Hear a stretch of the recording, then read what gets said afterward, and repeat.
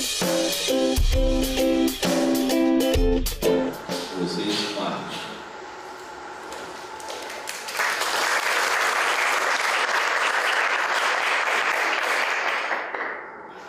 Bom, primeiro eu vou explicar por que eu estou no Rio de Janeiro, aqui de terra, embora eu tenha nascido em Madureira, aqui na Zona Norte.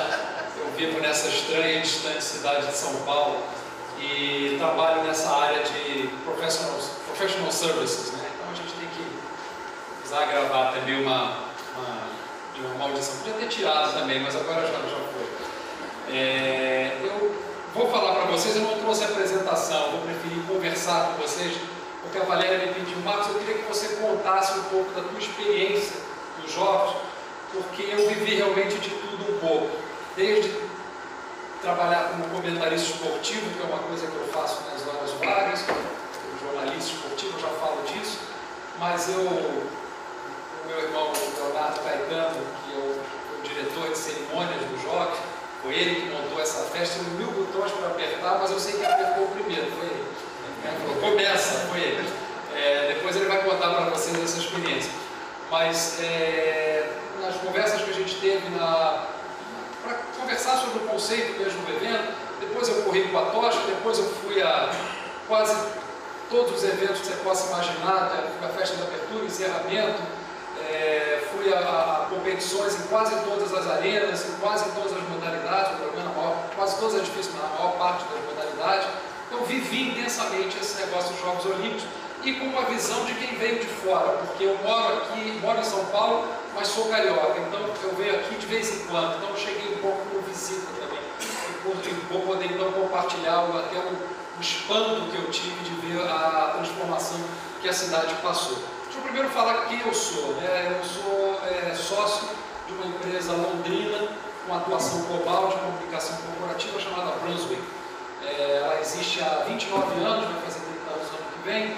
Ela está em 24 escritórios em 14 países. É uma das maiores empresas do mundo de comunicação corporativa, com uma estrutura muito pequena. A gente tem só 1000 pessoas no mundo inteiro. Estamos entre as maiores. Tem empresas de PR, de assessoria, de comunicação. Só no Brasil tem mais de 1000 pessoas. O nosso modelo de negócio, a gente trabalha com assuntos realmente relevantes, uma IPO, uma abertura de capital, fusões e aquisições, troca de management, grandes crises corporativas, crises de imagem, reputação, e 1/3 do nosso staff é de sócios e diretores. Então, é um grupo bem sênior para trabalhar normalmente com o comitê executivo, os acionistas da empresa.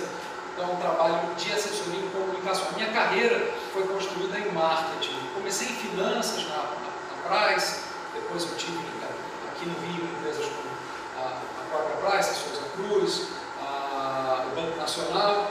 Depois eu tive 3 anos morando na Argentina. Depois voltei para o Rio, tive o Grupo Icatu, fiquei mais um pouquinho de tempo aqui, mas já há 16 anos morando em São Paulo, inicialmente como vice-presidente de marketing do Terra, portal Terra, do Telefônica para a América Latina. Então ali eu cuidava de 14 países, viajei com o Carlos, sobretudo para o México, e depois 10 anos no Itaú Unibanco, diretor de marketing, membro do comitê executivo, depois diretor de marketing em recursos humanos, depois marketing e sustentabilidade. Na fusão com o Itaú, fui diretor de marketing do varejo do Itaú, todas as campanhas publicitárias do Itaú, patrocínios a grandes eventos, o Copa do Mundo, a própria seleção brasileira, embora o Itaú não tenha envolvimento nos Jogos Olímpicos, mas vinha a ter esse envolvimento depois, eu já explico. Depois estive ainda no Itaú BBA, como diretor de comunicação corporativa e marketing, e 2 anos com o amigo Diniz, o Cláudio Galeazzi, lá na BRF, Sadia e Perdigão. E aí a Sadia e a Batata, na época, eram patrocinadores dos Jogos Olímpicos. Então eu tive essa oportunidade de fazer, de certa forma, parte disso que o Léo ensinou, que é a família olímpica, né? Então quem está envolvido nos Jogos faz parte dessa família. E eu queria dizer que, enfim, com toda essa experiência de marketing e comunicação, eu vou compartilhar com vocês algumas observações que eu faço sobre esse fenômeno que foi os Jogos Olímpicos.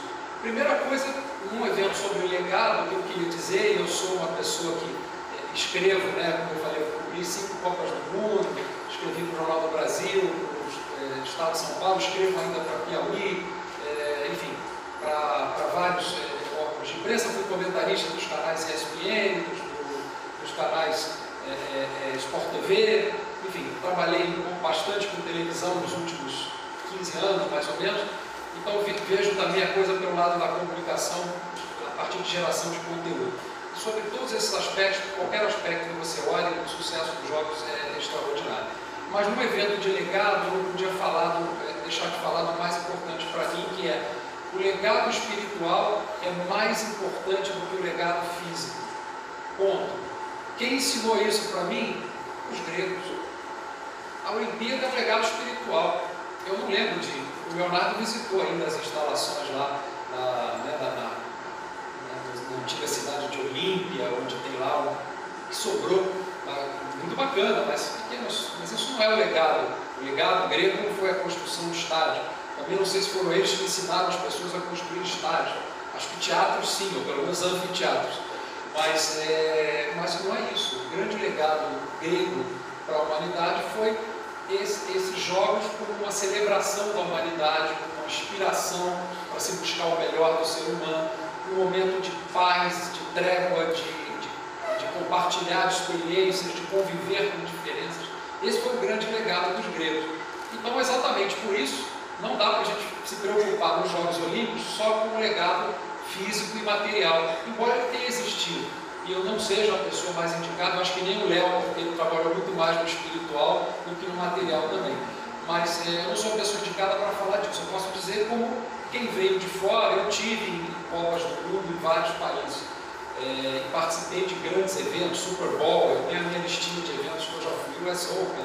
Você vai listando aí os grandes acontecimentos esportivos, eu já fui a muitos. Final da Champions League, coisas assim, algumas vezes. Mas nada se comparou ao que eu vi aqui nos Jogos Olímpicos, seja por conta da qualidade dos equipamentos, para usar o jargão do meio, né, os estádios, todas as instalações, realmente incrível aquele Parque Olímpico, quem teve a oportunidade de ir, realmente um negócio avassalador do ponto de vista de qualidade, de experiência, e seja também pelo que eu vi de transformação na cidade. Eu não tive a sorte de cobrir a Olimpíada antes, como jornalista. Eu ia para a Olimpíada da Grécia, mas eu tinha mudado, chegado ao Itaú, e o Pedro Moreira Salles na época falou: olha, você acabou de chegar, então com a credencial na mão, quase chorando, lágrimas de sangue, assim, eu devolvi lá para o Estadão, falei: olha, leva outra aí, porque eu não vou poder ir, porque o chefe não deixou. Com toda a razão, até estava com um projeto de transformação de cultura corporativa para fazer, então era realmente um negócio impactante. Mas, então não posso dizer o que aconteceu nos Jogos Olímpicos de outra cidade. Claro que eu visitei Montreal, visitei Barcelona, aí com viagens pessoais, e tive a oportunidade de ver alguns legados. De fato, Barcelona é o que mais impressiona, mas eu acho que o Rio de Janeiro, depois de tudo que a gente viu por aí, realmente eu não posso deixar de lado de mencionar que, de fato, também do ponto de vista material, do ponto de vista de transformações de trânsito, de transporte, o metrô para a Barra da Tijuca, o BRT, os estádios, enfim, a maneira como isso funcionou, se quem conseguiu um copo d'água para mim, eu estou com dizer, foi extraordinário, realmente funcionou muito bem, mas eu acho que esse não é o mais importante, isso não muda a história.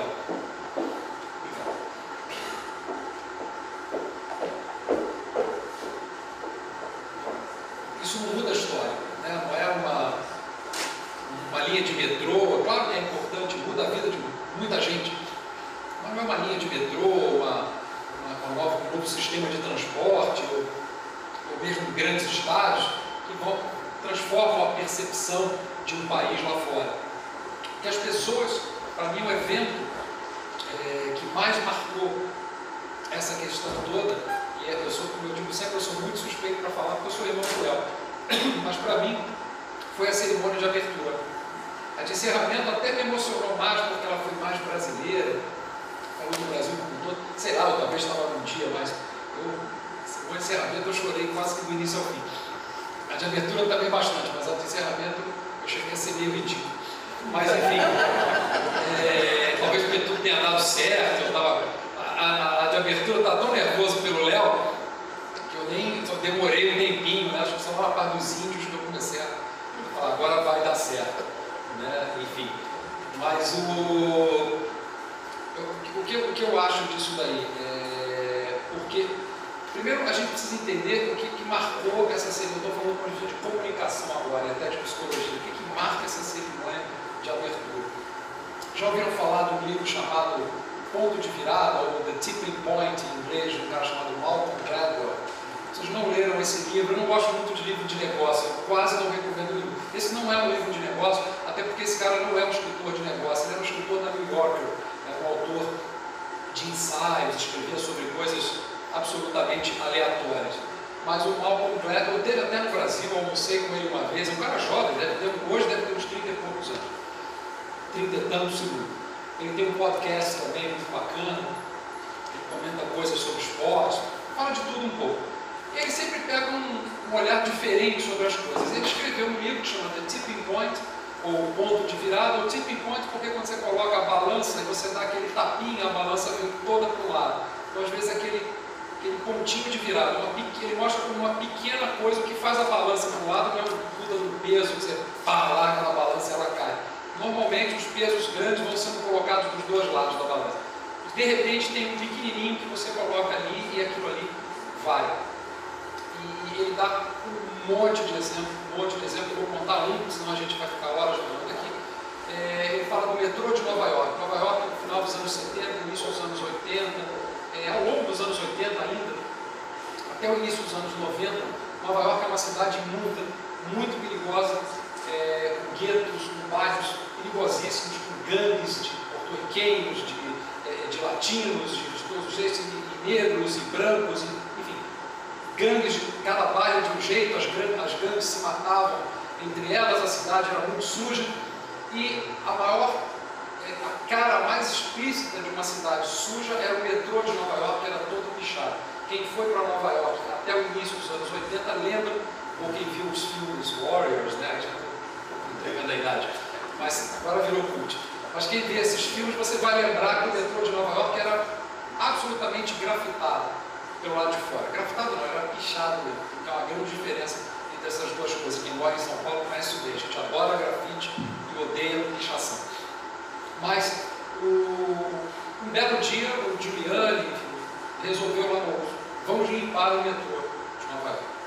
E ele prova pesquisas, estatísticas e tal, que o negócio da tolerância zero, e tal. O ponto mais importante foi esse. Se os caras conseguiram limpar o metrô, é porque eles vão dar jeito na cidade. Isso para mim é a coisa mais impossível, conseguir fazer o metrô. Aqui é o contrário, o metrô no Rio de Janeiro é um símbolo de um rio que pode dar certo, que pode ser limpo e civilizado. O metrô aqui sempre foi muito limpo, muito organizado. Muito mais do que o de São Paulo, por exemplo. Que também é bom, mas o Rio é melhor ainda. E aí, de repente, os trens aparecem limpos e as pessoas começam a ver que Nova York tinha jeito. Pô, peraí, resolveram o metrô. Já vão resolver também sujeira nas ruas, já vão reduzir a quantidade de gente vivendo nas ruas, os homens, sabe? E assim, os programas começaram e a cidade de Nova York se transformou completamente a ponto de hoje o Harlem, que era um lugar onde era proibido ir, na minha época de turista lá pela primeira vez, o doutor já está falando, não vai lá, senão você vai morrer. Assim. Hoje lugar de escritórios, enfim. Bill Clinton teve um papel nessa aí, porque ele montou o escritório dele lá para fazer política, né? Porque ele sabe que tudo comunica, montou o escritório dele no Harlem, e o Harlem foi se tornando um lugar bastante organizado, civilizado, sem perder a sua característica também de bairro negro. Não é que passou pela, eles chamam de gentificação, né? Em inglês eles têm uma expressão que é os bairros que vocês vão expulsando as pessoas negras, latinas, para se tornar vizinhanças brancas. Não foi isso que aconteceu no Harlem, não foi esse processo. Foi um processo de realmente melhorar a qualidade de vida para todo mundo. Mas o tipping point do Brasil, não estou falando dos Jogos Olímpicos, para mim esse ano foi a abertura dos Jogos Olímpicos. E vocês vão dizer que eu sou suspeito, tudo bem, eu sou mesmo, porque o meu irmão teve envolvido, depois ele vai contar para vocês, vocês vão julgar com seus próprios olhos, mas o fato é, o Brasil vinha num momento de divisão enorme entre duas visões de mundo, a esquerda e a direita, coxinha, petralha, blá, blá, o pau comendo, e a Dilma fica, sai, um caos danado naquilo ali, e uma sensação de que o Brasil realmente, mesmo quem era pró-Dilma ou quem era contra Dilma, todo mundo concordava numa coisa: o Brasil estava indo para o buraco. O pessoal que era pró-PT dizia que estava indo para o buraco por causa do conservadorismo, as pessoas conservadoras que estavam indo para o buraco por causa do PT, mas todo mundo achava que o Brasil realmente tinha engatado uma descendente que não ia sobrar nada, ou ia virar uma Venezuela, ou se não ia virar uma Venezuela ia ter uma crise muito grave, enfim, algo ia acontecer. E até a véspera dos Jogos Olímpicos, a véspera mesmo, ainda havia aquele sentimento. É só olhar o Facebook. O Facebook de 5 dias antes do início dos Jogos Olímpicos era uma tragédia. Vergonha, não tínhamos que estar sediando esse evento, vai dar tudo errado, nós vamos passar uma puta de uma vergonha, o Brasil vai ser um vexame, blá blá blá blá blá blá. Certeza absoluta, todo mundo. Talvez alguns de nós aqui possam até ter dito: eu fui desse. Eu não cheguei a ser, até porque o Léo me garantia que ia ser legal. Mas eu falava: pô, será mesmo? Tinha essa preocupação. O que acontece aí é um fenômeno que ocorre em todos os Jogos Olímpicos, que foi o Léo também que me ensinou. E é verdade. Quando você ganha a aprovação, aprovado o jogo, o cara abriu o envelope, falou: a cidade escolhida é Rio de Janeiro. Festa, vai todo mundo para a rua, sensacional e tal. Conforme o evento vai avançando, primeiro vem a conta, né? Porque os Jogos Olímpicos têm essa complicação. Você paga adiantado. Não é aquele imóvel que você compra e paga à vista. Não, você vai pagando antes, aquela prestação da Encol, lembra? Você pagava antes, a obra atrasava, era um transtorno. Eu fui um desses. Comprei um apartamento lá. Mas entregado. Acho que deu sorte aí. Entregado. Aí você vai pagando, mas só sofrimento, né? Você consome 30%. Lembra que eu comecei, na época tinha inflação galopante, eu comecei o apartamento, consumia 25% da minha renda. Eu tinha um planilha, no final eu consumia 76% da minha renda, a prestação da casa.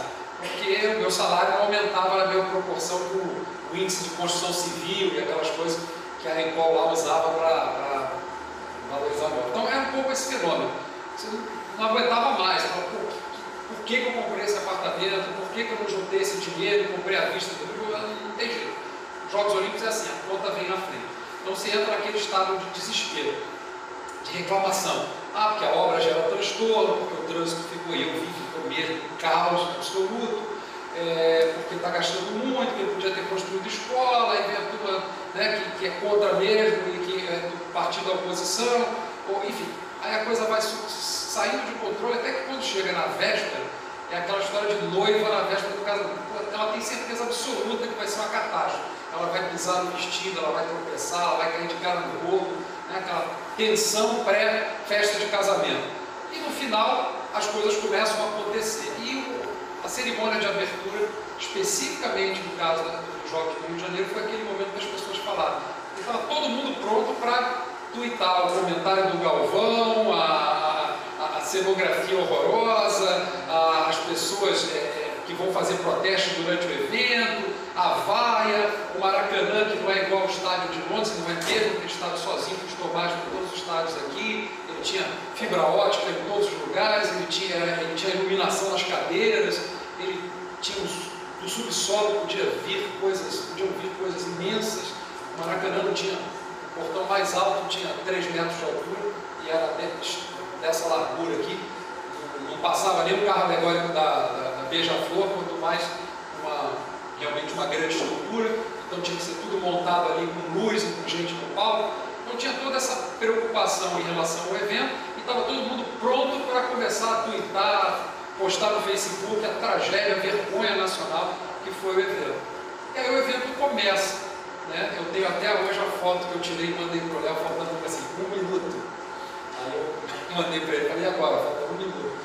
Imaginando o que passa na cabeça. Aí tudo começa, absolutamente de forma pontual. Esse negócio da estrutura do estádio de Londres, né? As coisas podiam vir do chão e tal. O Léo está até agora tapando um buraco lá no Maracanã. Foram os japoneses que fizeram para sair o presidente lá, né? Aquele negócio de Super Mario e tal. Está um buraco, o Flamengo não joga no Maracanã, os caras estão reclamando milionário e tal. Enfim, o Fluminense eu não quero que jogue no Maracanã, não, porque está bem lá em Edson Passo, estão ganhando todos. Mas o Flamengo, eu não sei. Mas, enfim, aí começa a cerimônia e tudo começa a dar certo. E por que dá certo?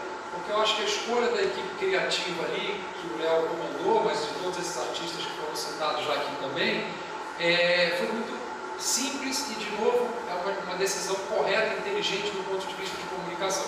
Tem uma frase que diz: seja universal, cante a sua aldeia. Os grandes escritores da história da humanidade, pode pegar qualquer um deles, eles contaram a história do lugarzinho ali que eles moravam. O Fernando Pessoa nunca saiu de Portugal, gigante. Camões nunca saiu de Portugal, gigante. James Joyce escreveu o grande livro dele, Ulisses, um dia, numa passeada por uma rua de Dublin, da Irlanda. Esse é o livro, tem 800 páginas, mas é o livro. Falando dessas coisas, dessas pequenas coisas da cidade dele. E o Cervantes falou dos moinhos de vento da Espanha, do interior da Espanha, de onde vim. E é isso.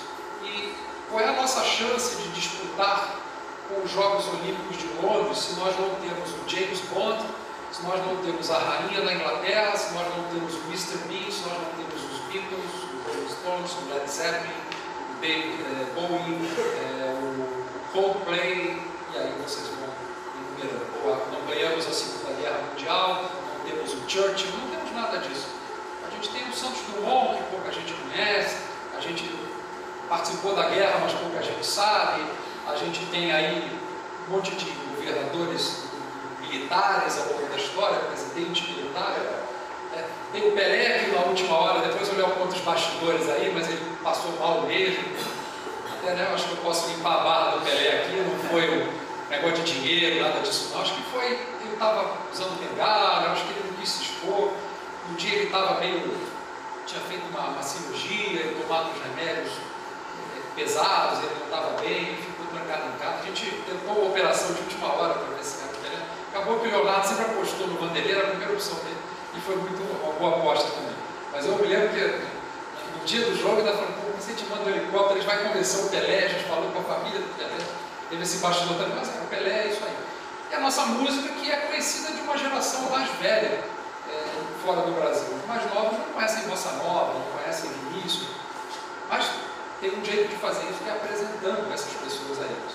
E se você faz uma coisa que orgulha os brasileiros, que emociona os brasileiros, muito provavelmente você vai conseguir emocionar as pessoas do mundo. E essa foi a aposta. Não tem o James Bond pulando de paraquedas com a Rainha da Inglaterra, até porque se James Bond pulasse de paraquedas com o Temer, né, talvez as pessoas atirassem lá da bandeira para sair dar uns tiros lá no paraquedas para ver se morriam os dois. James Bond vai junto. Mas enfim, mas tinha Gisele Bündchen. Então a gente usou algumas referências internacionais, mas o resto a gente fez sim uma coisa com muito amor, com muita sinceridade, muita verdade, e que encheu de orgulho o povo brasileiro. A partir daquele momento mudou o voo do Brasil. Para com o Brasil, a gente falou: não, peraí, o Brasil vai dar certo, o Brasil é possível. E isso aconteceu com todo mundo. O Facebook virou um mar de rosas. As pessoas pararam até de brigar sobre impeachment fora dele, tá? Virou um assunto secundário. Os Jogos Olímpicos tomaram conta e de fato mexeram com a emoção das pessoas. Então eu sempre falei isso para o Léo: falei, Léo, essa cerimônia vai ser, porque tudo construção astral, né? Vai ter julgamento do impeachment antes, vai ter o Temer no durante, mas assim, esse é o momento que eu acho que o Brasil vai começar a ver que, olha, a gente não é tão ruim assim como a gente acha que é. Aliás, pelo contrário, a gente é sensacional. E as pessoas, né, no final a gente sai achando que nós somos sensacionais. A gente é tão bom que a gente inclusive consegue fazer de última hora. Né? A gente tem orgulho desse. Esses caras ficou 10 anos para dizer, não, a gente faz de última hora. Né? Mal sabe a Coca-Cola que trabalha 4 anos antes. Né? E o Léo trabalha 6 anos, sei lá. Mas a impressão de que o Brasil não tinha nada na véspera, de repente, um gênio lá e conseguiram de última hora fazer. Não é assim, mas combinou mais uma vez, o processo de comunicação deu certo e combinou com a nossa identidade de sermos um país da última hora, um país que faz as coisas dar certo. Mesma coisa a questão da tocha. Todo lugar, eu corri com a tocha em São Paulo, né? não é exatamente o melhor lugar para você correr com a tocha. Porque São Paulo é uma cidade onde tem um antagonismo muito grande com o poder central. Embora na eleição agora parece que esse antagonismo foi embora. Né? Sabe-se lá por quê. O Brasil tem esses mistérios. Mas enfim, fui correr lá. Então a mesma história. O início vai correr com a tocha, não, vão pagar a tocha, a tocha, palhaçada, atrapalhar o trânsito e tal. Quando você passa com a tocha, a tocha, meu Deus, as pessoas choram, foto com a tocha. Cara, os militantes, cara, de esquerda, os mesmos caras que apagaram a tocha, eles tiravam foto com a tocha depois. Entendeu? É um negócio muito maluco brasileiro. É sensacional ao mesmo tempo. Os caras vão apagar a tocha, aí depois o cara selfie com a tocha. Conseguiram a tocha. Então, mas é isso, então assim, tem essa magia. Por quê? Porque esse é um elemento que traz um propósito, uma coisa que vem de antigamente. Hoje em dia está na moda as empresas falarem de propósito. Né? As melhores empresas já falam de propósito há muito tempo. Eu tenho certeza que a Coca-Cola fala de propósito há muito tempo. E essa coisa de trazer a felicidade para as pessoas, de abrir a Open Happiness, nada mais é do que uma tradução mais publicitária, mas de um propósito dessa empresa, dessa marca. Aliás, aquele rapaz ali toma 4 latas de Coca-Cola no almoço e 4 latas de Coca-Cola normal no jantar. Depois vocês precisam estudá-lo, porque ele é realmente um fenômeno. Nunca vi alguém gostar tanto de Coca-Cola. É impressionante. Impressionante. E olha, só vou dar uma dica para a Coca-Cola. Dezembro ele está desempregado. Vocês quiserem comprar, não falo mais nada, não falo mais nada. Mas enfim. Se o negócio do meu hotel, deixa eu mandar um ingresso para ele da abertura. Pô, não é? Caramba. Não, aqui ele já, você não pode tirar da abertura que ele já estava lá. Mas enfim, só uma breve coisinha sobre propósito, depois a gente vai em frente. A questão do propósito é a seguinte: o propósito tem uma força que a gente às vezes deixa de lado, a gente tende a pensar, são palavras na parede, isso aqui é um papo furado. Mas os Jogos Olímpicos são um bom exemplo de como esse propósito de celebrar a humanidade, da união entre os povos, essa coisa das pessoas de diferentes culturas e convicções políticas convivendo todas ali ao mesmo tempo, né? É muito bacana. E até nisso foi bacana a abertura. Tinha gente lá vaiando o Temer, mas todo mundo ali era apaixonado pelo Brasil. E todo mundo ali era apaixonado pelos Jogos Olímpicos, porque existe um propósito por trás daquilo. O Brasil é uma ideia, o Brasil é um propósito. O que é um propósito? Toda vez que eu tenho que explicar o que é propósito, eu conto essa história que eu acho que ilustra bem.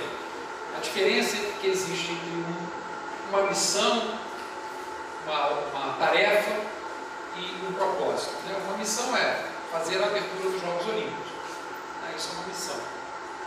Fazer a abertura dos Jogos Olímpicos e, com isso, transformar o humor do Brasil, isso é um propósito. Eu acho que a equipe do Léo se movimentou por conta disso. Mas vou dar um exemplo aqui da diferença dessa, vou contar uma historinha breve. Imagina que um senhor feudal, falando da antiguidade, da Idade Média, o senhor feudal chega para o seu servo e fala assim: olha, você me compra um cavalo, por favor. Isso é uma missão. Ele me falou que cavalo ele quer que eu compre. Então, provavelmente, eu vou comprar qualquer cavalo. Aliás, eu vou comprar o primeiro que aparecer, porque eu quero me livrar logo dessa tarefa, porque não tem propósito nenhum envolvido nisso. Então, eu posso comprar um tremendo com pangaré e levar para ele. Ele não me falou que cavalo ele queria, ele falou só comprar um cavalo. Mas vamos dizer que ele melhora esse pedido. Ele fala assim: olha, eu queria que você comprasse um cavalo, porque eu vou montar esse cavalo. Esse cavalo é para mim, para o meu uso. Opa, já não pode ser qualquer cavalo, porque um cavalo que o meu senhor vai usar tem que ser no mínimo um cavalo bom. Não posso comprar um pangaré cheio de mosca para ele, não dá. Mas ele pode melhorar ainda mais esse pedido. Ele pode dizer assim: eu queria que você comprasse esse cavalo, porque de cima desse cavalo eu vou liderar um exército. Opa, aí já é um cavalo padrão, né, de grandes generais, né? O Alexandre o Grande lá, o Céfalo, né? Então cada um tinha o seu.